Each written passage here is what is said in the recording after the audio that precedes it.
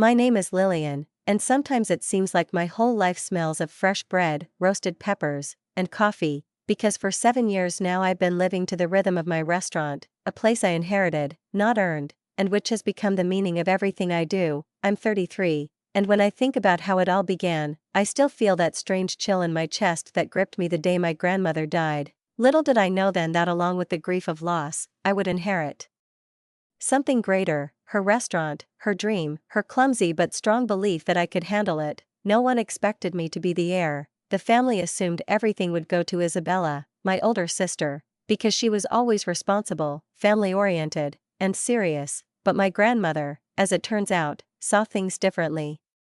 And before we continue, I want to thank you. I'm so glad you're watching this video on my channel. Please let me know in the comments if you remember anyone in your life when you listen to stories like this, maybe yourself, maybe someone close to you, or just a moment when everything suddenly changed. Tell me the first thing that came to mind.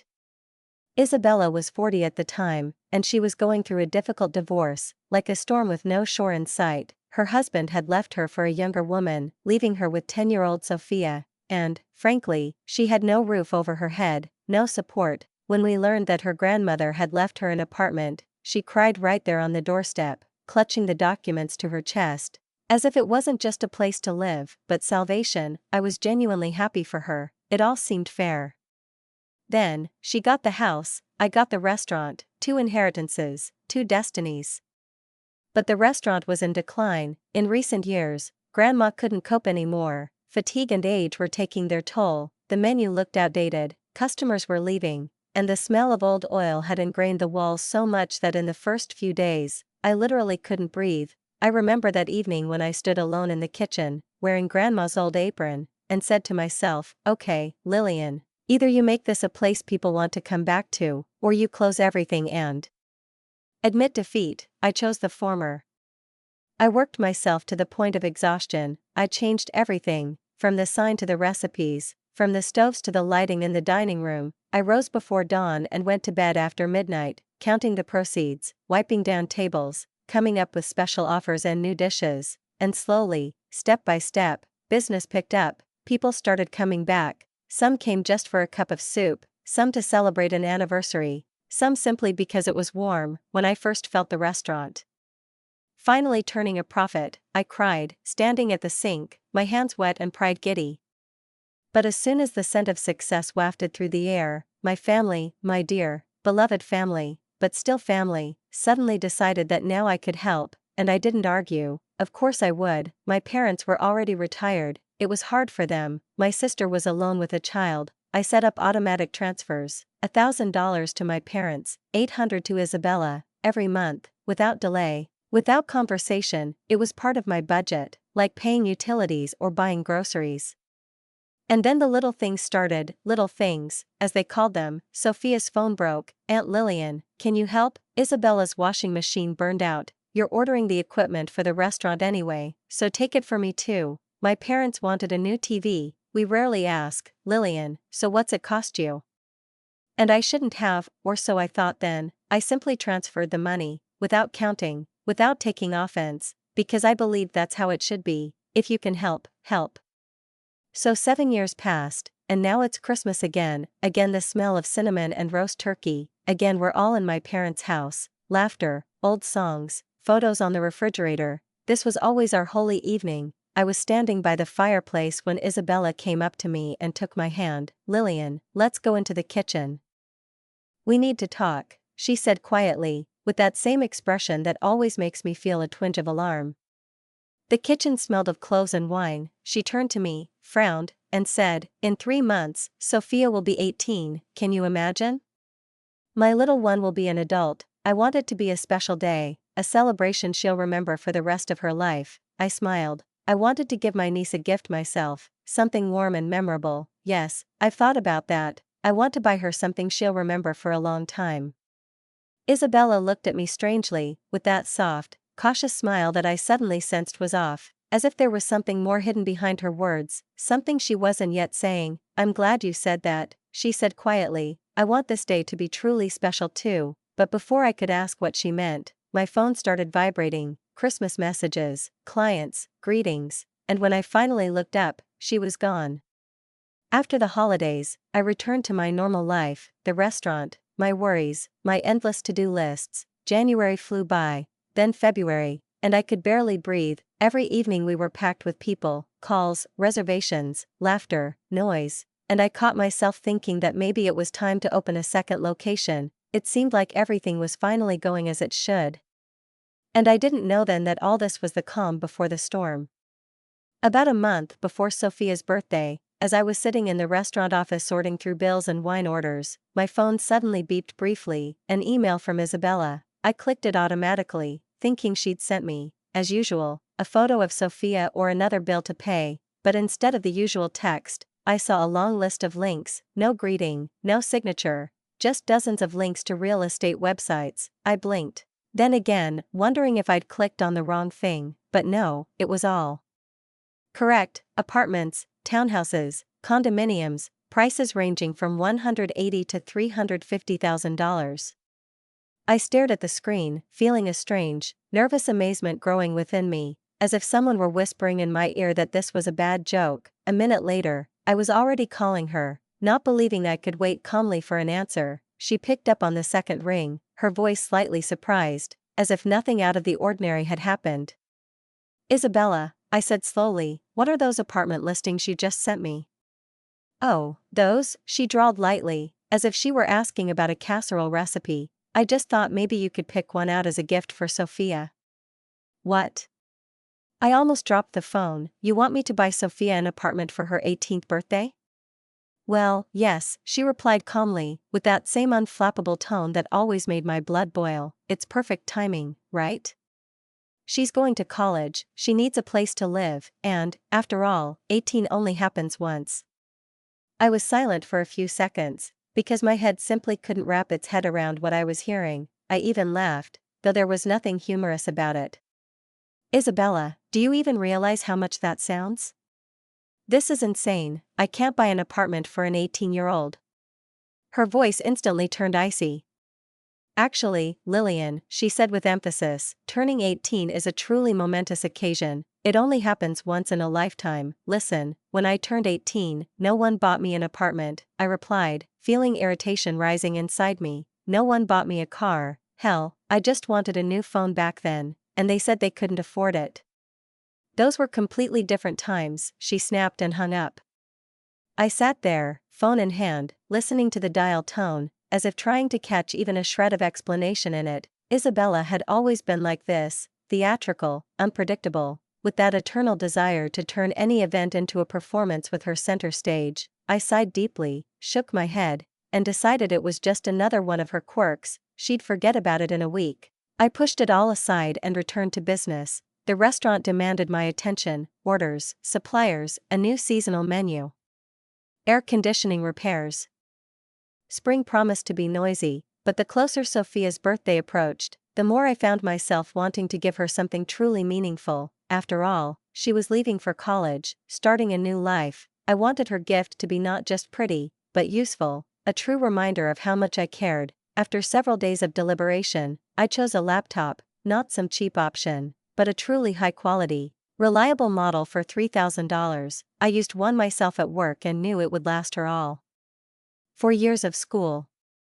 When the big day arrived, as always, everything took place at my parents' house. I arrived a little early, with a box neatly tied with a ribbon, and placed it on the table with the other gifts. The house was filled with noise and laughter, smelling of fried chicken, candles, and my mother's perfume. The aunts were already pouring wine, the uncles were discussing baseball, and Sophia was running around the room, beaming and nervous. She was wearing a soft pink dress, the very one I thought I'd given her for Christmas. I looked at her and couldn't believe how quickly time was flying.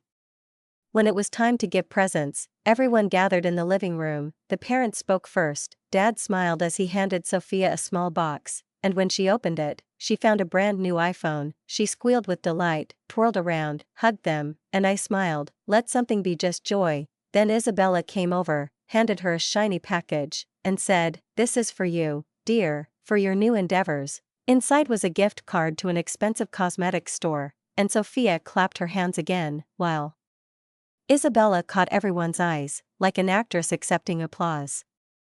Then it was my turn. I walked over, smiled, and handed Sophia the neatly wrapped box. "Happy birthday, darling," I said. "I hope this helps you in college." She tore off the paper, opened the lid, and froze. Her eyes didn't quite catch the delight I expected. On the contrary, her face had fallen, as if someone had sucked all the air out of it. The disappointment was so palpable that I couldn't help but glance around, hoping I'd misread something, that maybe it was just a shadow or fatigue. But no, she sat there, clutching the box containing her laptop, looking as if she'd received not a gift but homework. I felt a chill run down my spine. Everyone around me was silent, and in that silence, for the first time in a long time, I felt a strange sensation, as if I'd suddenly ceased to be part of their world, as if, over the years of helping, paying, and supporting, I'd somehow lost my place at their table. My parents looked as if someone had just spilled boiling water on the holiday table. Mom tapped her fingers nervously on her wine glass. Dad pressed her lips into a thin line, and Isabella, oh, my God, Isabella was practically seething. Her eyes sparkled, her cheeks flushed, and I could see she was trying to keep herself from causing a scene, but she'd never been one for restraint. "Seriously," she said loudly, enough to turn heads even from those standing near the kitchen. "A laptop? That's all?" I froze, stunned by her tone, her brazenness, how easily she could turn an ordinary moment into a public slaughter. "Isabella," I said quietly, trying not to raise my voice, "that's a really good laptop. It cost $3,000. "3,000, she mimicked contemptuously. "Lillian, that's cheap, and you know it. You're just being greedy towards your own niece." I stood there in complete shock, feeling the blood rush to my face and a heavy, oppressive sensation growing in my chest, as if someone were slowly squeezing my heart. In front of me was an expensive laptop, a carefully chosen gift into which I'd poured not only money but also my heart, and across from me was my sister, accusing me of being stingy in front of the entire family. "What are you talking about, Isabella?" I breathed out, trying to speak calmly, although my voice was already trembling treacherously. "That laptop cost $3,000, it's one of the best you can find." She, not listening, raised her voice, so everyone in the room turned to look. "We've already decided that you're going to give Sophia an apartment. We talked about it at Christmas." I blinked, not believing my ears. "We haven't decided anything," I replied. "You just said you wanted her birthday to be special. I never agreed to buy an apartment." "Don't lie to me, Lillian," she exploded. "I know your restaurant is doing well. I know you're planning on opening a new branch. You have the money." Now everyone was looking at us, and the air was so silent you could hear someone drop a fork on a plate. Isabella was practically screaming, and I stood there, feeling the ground beneath my feet turn soft as sand. It was all happening like a bad dream. "Isabella," I said, "even if I wanted to, I don't have hundreds of thousands of dollars lying around, and even if I did, I don't think an apartment is a reasonable gift for an 18-year-old girl." "You're so ungrateful," she screamed, slamming her palm on the table so hard the glasses clanged. "After everything this family has done for you. You're cruel and selfish." And suddenly Sophia, who had been sitting silently next to the phone, burst into tears. Tears streamed down her face. She sobbed, pushed the box containing the laptop away, and, looking at me, said in a trembling voice, "You're selfish, Aunt Lillian, you're just greedy." These words struck me harder than any scream. She jumped up from her chair, sobbed again, and ran upstairs, slamming the door so hard the glass rattled. Mom sighed heavily, rose slowly, and shook her head.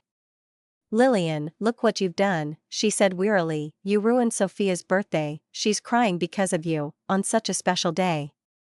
Dad nodded, not looking me in the eye. "This is all your fault," he said quietly. "You gave her hope, and then you disappointed her."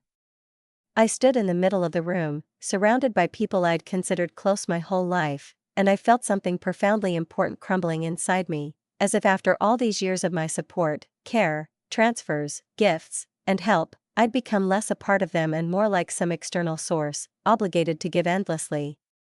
Some of my relatives hid their eyes in their glasses, some whispered against the wall, avoiding my gaze, and the whole festive atmosphere, all that homey comfort, crumbled to dust, and at some point, I simply felt I couldn't justify or explain anymore. Something snapped inside me.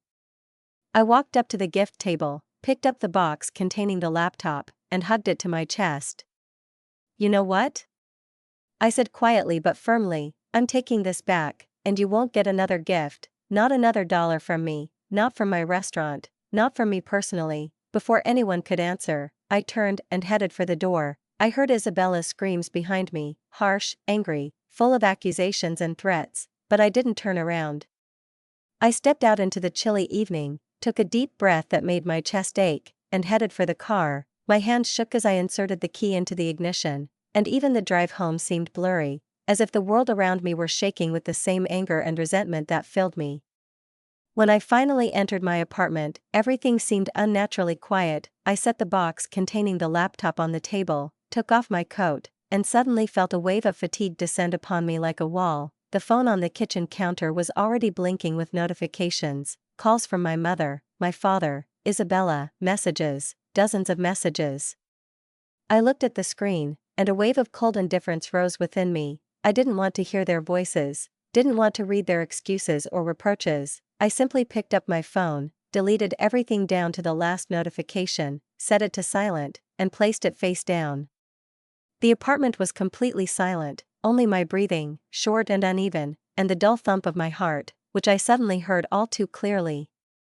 I sat at the kitchen table, still feeling the dull heaviness in my chest, the kind that comes not from fatigue but from a betrayal that no longer burns but simply chills from within. The night was quiet, the city outside the windows drowned in the soft hum of passing cars, and in this silence, for the first time in a long time, I opened my laptop not for work, not for orders, not for reports, but for myself. I did something I probably should have done years ago, but for which I hadn't had the courage, the determination, or perhaps the inner permission to put everything in its place. I opened the spreadsheet and began to count, simple and cold, without emotion, numbers, dates, sums, exactly how much money I've given my family since inheriting the restaurant. I couldn't even believe my eyes when I started adding it up. $1,000 every month to my parents, 7 years in a row, without failing, without reminders, simply because it had to be that way, because they helped me when I was young. Then $800 a month to Isabella, the same one she always received from time to time, but which somehow turned into a permanent transfer. 7 years, month after month, it was $1,800 a month, $21,600 a year, over 7 years, more than $150,000. I sat, looking at the numbers, and felt a dull, heavy amazement rise in my chest. Hundreds of thousands, just like that, unnoticed, month after month, year after year, and all for the sake of support, help, not abandoning in difficult times. And then I remembered the extras, little things I didn't consider important back then: a new refrigerator for Isabella, a washing machine for my parents, clothes for Sophia, the furniture I bought when Mom broke her back and needed a comfortable sofa. Then there were the repairs to their car, then the medical bills, then something else, and something else, and something else. If you add it all up, it turns out that over the past 7 years I've spent about $200,000 on my family. 200,000, I repeated the words out loud, as if testing their sound, and they sounded heavy, like a death sentence. With that money, I could have opened a second restaurant, the one I'd dreamed of 3 years ago. I could have bought myself a house, not a luxury one, but my own, with a garden and a terrace. I could have invested in myself, in my life, in the future, but instead, I was funding a family that now saw me not as a sister, not as a daughter, not as an aunt, but as a bank account with an endless balance. I opened the banking app, the screen glowed a steady blue, and perhaps for the first time, this light didn't seem soulless. I went to the automatic payments section, 2 lines, $1,000 for my parents, $800 for Isabella. My breathing deepened, my fingers trembled as I hit cancel, confirm again, so simple, 2 buttons, and 7 years of constant pressure, guilt, and emotional blackmail vanished from the screen. I took screenshots of the confirmations and sent them to the family chat. No emotion, no explanation, no goodbyes, simply, no more monthly payments, don't contact me. Then I turned off my phone and went to bed. The next morning, it literally exploded. As soon as I opened my eyes, the screen was flashing with dozens of notifications, calls, messages, instant messaging. I put on coffee, poured myself a mug, and sat down to read, slowly, calmly, with an almost scientific interest. as if observing other people's reactions. Mom sent about 10 messages in a row, each one the same: that I was cruel, that they needed money, that the utility bills weren't due, that you can't just abandon your family, Lillian, because we are your blood. Dad wrote briefly but harshly. His words were like blows: selfish, traitor, forgotten who raised you. He'd never been good at expressing his feelings, but in those short, dry sentences, I suddenly read not pain, but power, the same power he'd wielded his entire life. Isabella's messages were the longest, the most venomous. She called me a villain, a family wrecker, wrote that I was proof she'd never loved any of them, that I was a disgrace to my parents' memory, that all these years you were only pretending to be kind. I stared at the screen for a long time, then typed one short message. I don't want to talk to any of you anymore, please don't disturb me. And pressed send. Then I opened my phone settings and blocked them all. Mom, Dad, Isabella, everyone, click, and silence. A couple of days passed, life began to return to normal, the restaurant became lively, the season, guests, reservations, music, the clinking of glasses. For the first time in a long time, I felt free. I enjoyed my work, joked with the waiters, and laughed, and then, in the midst of lunch, when the room was packed, I suddenly saw familiar silhouettes behind the glass door. Mom, Dad, Isabella, they walked straight to the door, their faces stony and determined, like people who had come not for a conversation, but for a trial. There she is! Isabella shouted as soon as she entered, pointing at me, the worst sister in the world. Lillian, you have to fix this right now, my father demanded, loudly, rudely, so loudly that everyone turned around. I felt the air immediately stop, the customers froze, the waiters exchanged glances, unsure what to do. This was my place, my work, my life, and they had invaded me again, to humiliate me here, in front of everyone. Tony, I said quietly, please, take them out, and make sure they're never let back in here again. Lillian, you can't be serious. Mom screamed as Tony gently but firmly pushed them toward the door. We're your family. Isabella screamed hysterically, wrenching her hand away, you can't do this. But Tony did as I asked. He led them outside and closed the door behind them. I stood there, watching them disappear through the window, feeling neither shame nor anger, only endless relief. Later, other relatives started calling, aunts, uncles, cousins, all with the same phrase, you were too harsh, Lillian, family is sacred, we must forgive. I didn't argue, I simply hung up, one after another, until the calls stopped, until the screen went dark, until the long-awaited silence reigned, and in that silence, I suddenly realized I was breathing, really, for the first time in so many years. I could focus on my work, my future, myself, and there was no guilt, no fear, just one thing, a lightness so pure that I almost didn't believe I could feel it. The months flew by so quickly that I sometimes caught myself wondering, could life really be so quiet, so smooth, so easy? Without endless calls, without my mother's sighs on the phone, without voices demanding that I understand, empathize, help one last time. For the first time in 7 years, my inbox didn't resemble a ledger of other people's needs. I didn't send monthly checks, didn't transfer money to urgent medical bills, didn't listen to complaints about how, without you, we'd be lost, and at first it felt strange. As if something inside me was still waiting for the call, the alarm, like a dog. Accustomed to a command that no longer rings, but then came relief, amazing, warm, liberating.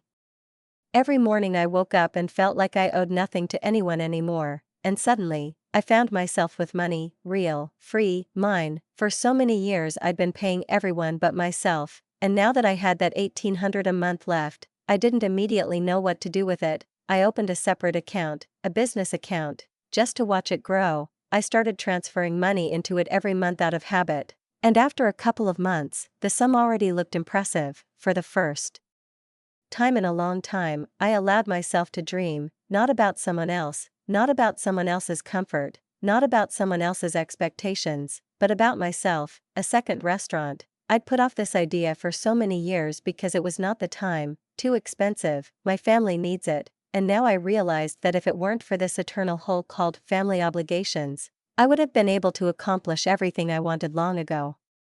Life suddenly became wonderful in its simplicity: work, friends, rare evenings at home with a glass of wine and an old movie, where no one yells at me or accuses me of selfishness. I could taste the air, smell the coffee in the morning, and even the mundane noise of the restaurant no longer brought on fatigue, only a quiet satisfaction. Everything was going well, until one day, on one of those quiet spring days when I allowed myself a break over a cappuccino. I opened social media and came across photos that made my heart clench. It was my cousin's post, pictures from Sophia's graduation. My Sophia, my once beloved niece, the one for whom I stayed up nights when she was little, for whom I drove Isabella to hospitals, bought her books, clothes, everything she could only dream of. In the photos, she stood in a black gown and cap, with that mature, almost independent bearing that girls develop when they take their first steps into adulthood. But there was something wrong about these photos, something elusive. Their smiles were thin, polite, almost mechanical. There was no joy in Sophia's eyes, nor in my parents' faces, nor in Isabella's expression. Their smiles were forced, their eyes tired. I couldn't look away. It was as if someone had staged a play where the actors had forgotten why they even came on stage. I can't say I regretted it. No, that's not it. I just felt a slight, strange pang inside, not like guilt, but still a reminder of it, something like a memory of a past closeness that would never return. A week passed after graduation. It was a Sunday morning, lazy, quiet. I was sitting in the kitchen with the newspaper and coffee, when suddenly the doorbell rang, a long, confident ring, as if the person behind the door knew I was home and was sure I would open it. I went to the peephole, and almost dropped my cup. My parents, and Isabella, they stood on the porch, shoulder to shoulder, like a front line. I opened the door, but didn't invite them in. "What do you want?" I asked calmly, trying not to let the tremor in my voice show. I thought I made it clear I didn't want to talk anymore. My father stepped forward, his face stubborn and hard. "You can be mad at us as much as you like, Lillian," he said, "but don't take it out on Sophia. She's starting college in the fall."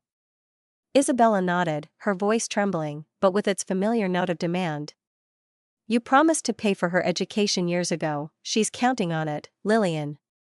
I almost laughed, not because it was funny, but simply because it was absurd.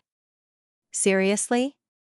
I said. "She called me greedy and selfish. Isabella, have you forgotten? Let her decide her adult decisions on her own now. She can choose a college, she can take out a loan, she can work, she can apply for a scholarship. There are plenty of options, without me." Isabella's face flushed as if she'd been slapped. "Lillian, you can't do this to her. She needs that money." "No," I shook my head, "she doesn't need it, she needs to learn how to earn money." My father stepped closer, and his voice took on that old, oppressive tone I'd been trying to escape for so many years. "You have money, we see the restaurant is doing great." "Yes," I said quietly, looking him straight in the eye, "it's doing great, because I'm no longer supporting people who treat me like trash." Mom started crying. "Lillian, please," she sobbed, "we're family. Family doesn't abandon each other. Family doesn't call each other greedy." I felt a chill run through me.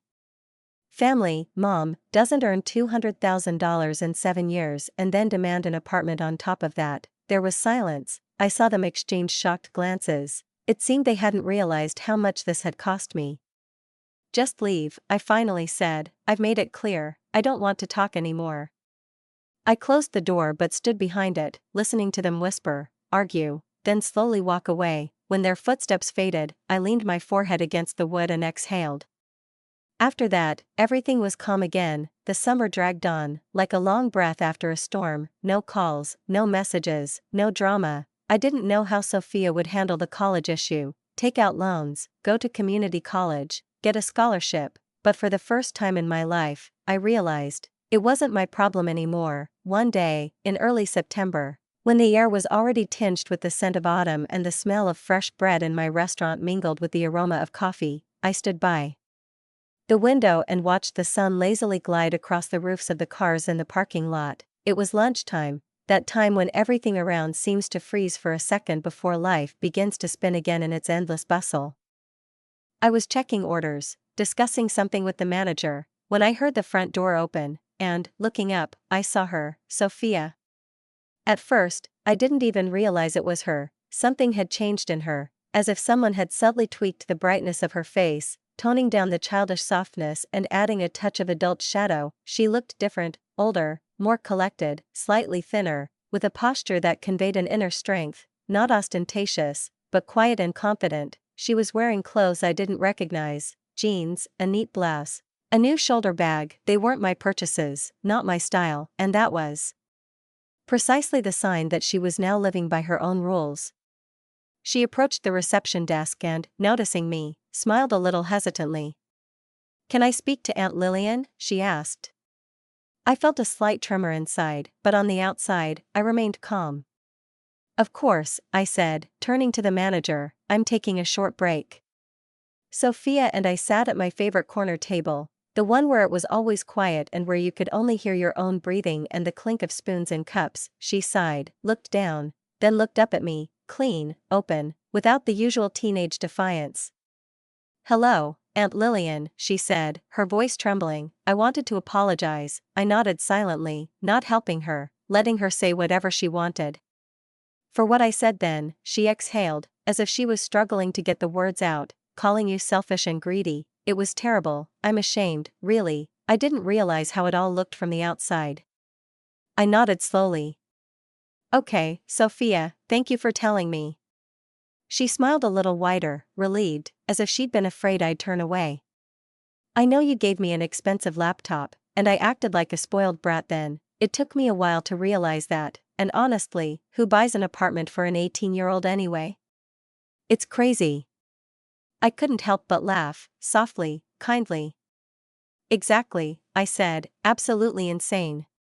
So, I wanted you to know I got in." Her eyes lit up, her voice trembling with joy, "to a state university, and, can you believe it, on a full academic scholarship. Of course, it's not the private college I originally wanted, but the program is excellent, and I'm truly happy." "Sophia, that's wonderful," I said, feeling my chest fill with a warmth I hadn't allowed myself in a long time. "You should be proud of yourself." "Thank you," she smiled broadly, "and also I got a job, at a bookstore near campus. It's not much, but now I'll have my own money, my own allowance." "Look at you," I said, not hiding my pride, "responsible, independent." She sighed, and a shadow of adult weariness flitted across her face. "Well, I had to grow up fast. After everything that happened, I realized I can't just expect someone to pay for everything for me." We talked for a long time, about her dorm room, about her roommate who turned out to be a musician and couldn't stand silence, about books, about new subjects, about plans. She looked inspired, confident, almost happy, and I realized I was seeing her like this for the first time, free from the pressure of expectations, from the constant feeling of guilt, from the family games in which I had once been a pawn. "Sophia," I finally said, placing my palm on the table, "I'm so proud of you, of how you handled all of this, and I accept your apology." She smiled softly. "Thank you, Aunt Lillian, it really means a lot." I paused, then, unexpectedly even for myself, added, "You know what?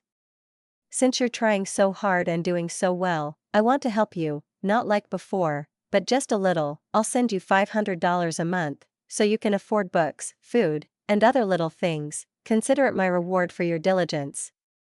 Sophia's eyes widened, as if she couldn't believe it. "Really? Oh, Aunt Lillian, this is incredible, thank you. This will really help." "Only one condition," I said, smiling. "Don't tell anyone, not your mom, not your grandparents. Keep this between us." She nodded.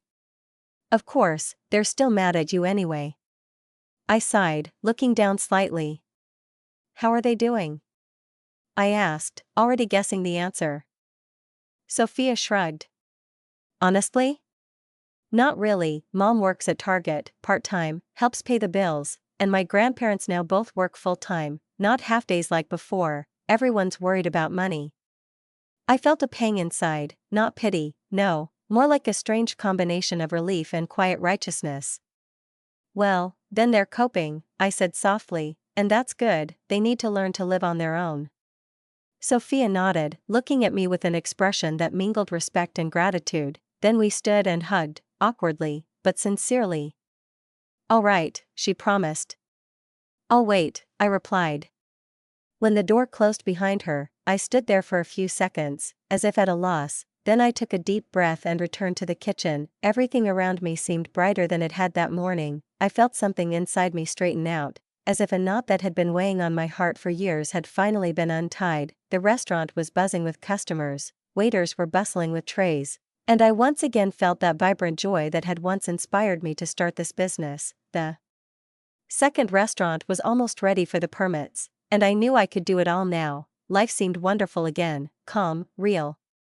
Several months passed after Sophia's visit, and as promised, I faithfully sent her $500 at the beginning of each month, transferring the money with a strange feeling, a mixture of calm and secret satisfaction, as if these transfers were not simply support for a niece, but a symbol that at least someone in this stubborn family was capable of believing in me and not expecting a catch. Sophia wrote me short messages from time to time, which were more alive than years of our family conversations. She talked about school, about how she was praised for her excellent grades, about new friends with whom she laughed until the night, and about her job at the bookstore, where she was allowed to bring books home as long as she didn't stay after closing. I read all this and thought that perhaps not all was lost, that something living could grow from pain, if only watered with patience and kindness. While she was growing up, I was finally beginning to believe that things were working out for me too. The restaurant empire I'd once dreamed of with bitterness and despair suddenly began to expand, and I gritted my teeth and secured all the necessary permits for a second building, this time large and bright, with a cherrywood bar and separate dining rooms where I could host private dinners without prying eyes. Construction progressed smoothly, the contractors met deadlines, and I visited the site almost every day, checking the tiles, lighting, and finishes. I wanted everything to be perfect, not like before, when I had to skimp on everything and pretend it was vintage. I realized that I could now afford things I'd once dreaded even in my dreams. Those extra thousands of dollars, no longer spent on persuading my family, allowed me, for the first time in my life, to not fear the future. When you look at the building that grew out of your own decisions and mistakes, sleepless nights, and pennies saved from the cash register, you feel not just successful, but as if you've proven something to a world that had called you stupid for too long. One evening in late November, I stopped by the old restaurant, the very one where it all began, to discuss contracts with new suppliers. I was sitting by the window, mechanically shuffling papers, when the door opened, and I saw Sophia. This time, she entered not warily, as before, but with a sparkle in her eyes. Upon seeing me, she smiled so broadly that I had to turn away for a second to hide how deeply she touched me. We sat at our old corner table, the one where we'd once struggled to find common ground, and she began to speak, quickly, passionately, as if afraid she wouldn't have time to tell everything. She talked about her classes, her professors, her friends who hosted movie nights on campus, her new apartment, which she said smelled of coffee and fresh paint, and how much she loved feeling independent. When she said, "I feel like I really deserve all of this, the scholarship, the grades, the freedom. This is mine because I worked for it," something inside me clicked, and I realized that this was no longer the girl who had thrown a tantrum at her birthday party, demanding gifts and attention, but a young woman who had finally understood the value of effort.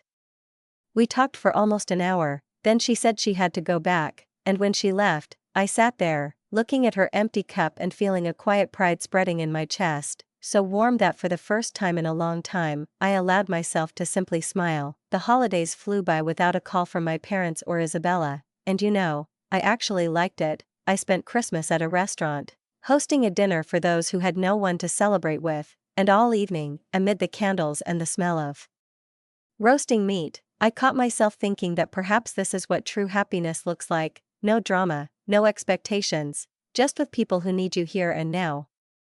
When my second restaurant finally opened in January, I stood at the entrance in a new dress, watching the room fill up, and thought that this was my personal triumph. People were laughing, waiters were bustling with trays, bloggers were taking photos, and I almost cried with pride. Soon the place became so popular that tables were being reserved weeks in advance, and for the first time in my life, I could afford the luxury of simply enjoying the fruits of my labor.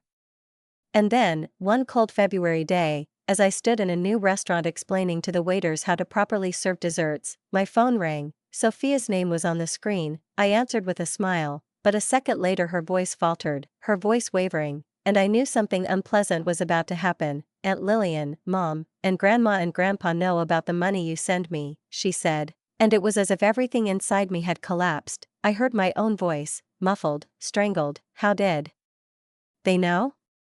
Sophia admitted that she'd accidentally left her bank statement at home, and her mother had seen the transfers. Then came shouting, accusations, and coldness. "What did you tell them?" I asked, already knowing the answer. "The truth, that you helped me because I apologized, that I try, but now they're angry again, they say it's unfair." I exhaled, looking out the window at the snow slowly settling on the sidewalk, and said, "Sophia, if this makes you uncomfortable, I'll stop sending it." She interrupted hastily, "No, please don't stop, this money, it really does help, and I deserve it, it's not my fault they don't know the difference." I listened to her and felt some old pain unravel in my chest, because her voice carried the same strength that had once helped me endure. "Okay, sweetheart," I finally said, "so be it, but if it gets too hard for you, just let me know." 3 weeks later, on that same quiet Sunday morning when I finally allowed myself to slow down and enjoy a cup of coffee without calls or urgent matters, the doorbell rang. This sound, so ordinary, suddenly made me wary, because no one had come to my door unannounced lately. I approached the door, peering through the glass, and there stood Isabella, my sister, whom I hadn't seen in almost a year. She looked older, haggard, her face haggard, her hair dull, and there was no trace of the confidence with which she had once dictated my life. I opened the door but didn't step aside, remaining in the doorway, as if the piece of wood between us was the last barrier between the past and the present. "What do you need, Isabella?" I asked, not trying to hide the coldness in my voice. She lowered her eyes, clasped her hands, and said quietly, "Lillian, please, can we talk?" This time, for real. I chuckled, not out of anger, more out of weariness. "I don't think we have anything to talk about," I replied. "We've already said everything." But she didn't back down. For the first time in a long time she didn't flare up, didn't accuse, but simply nodded and said, "I know I screwed up. I know I was wrong about the apartment, and the way I behaved at Sophia's party was terrible. I get it." I looked at her carefully, trying to detect even a hint of falsehood, but I saw nothing but weariness and something resembling shame. "Go on," I said after a pause. "I've been thinking about everything," she began, "about how unfair I've been to you. You helped us for years, pulled us through tough times, and instead of showing gratitude, I only demanded more." Sophia told me about her scholarship, about her job, about you, and about how proud you are of her. "You know, I'm proud of her too. She's grown into an amazing, independent woman." I felt my heart tremble, not from pity, but from the fact that for the first time in so many years, the word proud was spoken between us without it being jarring. "How are you doing?"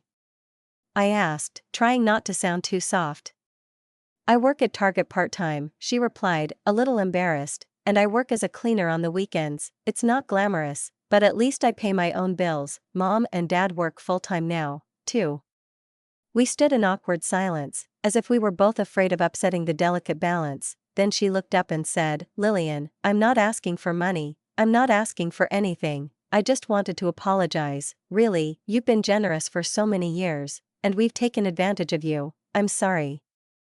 I didn't answer right away. I just looked at her, not at the woman who hurt me, but at my sister, who was probably going through a tough time too. She looked different, exhausted, but sincere. "Thank you, Isabella," I finally said. "I appreciate your words, and maybe someday we can be together again, not in a relationship where I'm supporting someone, but in a real, sisterly relationship."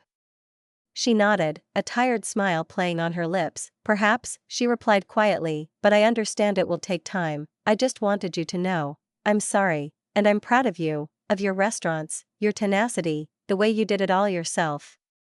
After the door closed behind her, I stood by the window, watching her walk down the path to her car, thinking that maybe this is what forgiveness is, not forgetting, but simply letting go, allowing the past to cease being a shadow. I went into the kitchen, poured myself more coffee, and sat in silence for a long time, listening to the dripping of the faucet.